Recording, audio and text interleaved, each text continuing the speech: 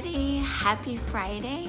I'm so excited that the end of the week has come. I don't know why, but as we get closer and closer to the summer, things just get harder and harder. And I know many of you had spring break last week or this week or it's coming up. I have not had spring break yet, so I'm definitely looking forward to my spring break. And just relaxing, although we all know that teachers don't really relax on their spring break. They're still gonna do work for their students because we love what we do. So I am at the end of week 11, and as I had mentioned, I'm at a new school, new state, and I'm always learning. And as you're getting to know your students, how they learn, what's the best way to help them, and having to differentiate your lessons is a challenge because you have your lesson, but then you have to differentiate it, and oftentimes that could be another lesson. So it could be a second lesson or it could be a third lesson depending on your groups. I find that a lot of times all of my lessons, I have my regular lesson and then I have at least one or two additional lessons that differentiate what we're doing. Because that's how we roll in education. But again, I always just have to give a shout out to my husband. I'm so grateful for him.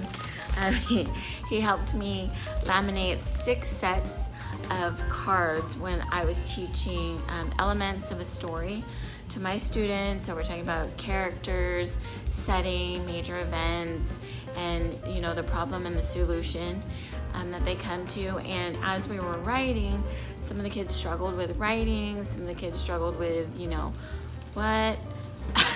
A lot of times you get those questions. What? I don't understand, I don't get it. So he cut and he laminated these for me, which is so awesome, so that they could match characters. So that would be who, the setting being where and when, and the major events, right? So we have the first event, and we have the second event, and we have the third event, and just going through that sequence. And then of course there's always some kind of problem that happens, and then the solution. So a lot of times that takes time, and sometimes the kids, they don't want to look at their workbook. So giving them a manipulative, something that they can move around. Every time I do a manipulative with my students, it's 100%. It's always 100% engagement, and they get it 100% of the time, because a lot of times phonologically, or the kids are not auditory, and they're kinesthetic. They need to do something tactile, and again, of course, that always takes time, and so yes, I do have a staff. Just kidding. I love my husband, he's amazing. So to all of you, I hope you have an amazing weekend. It's Friday, I'm gonna go on a date with my husband. If you're wondering, what is it that y'all do? So a lot of times it involves food. So getting something to eat, and then we're gonna go for a walk. We love to go walking together and just talk and talk and talk and talk and talk. It's amazing to marry your best friend. So to all of you, remember, just take one day at a time. Give yourself grace. Just give yourself grace. And remember, you've got this.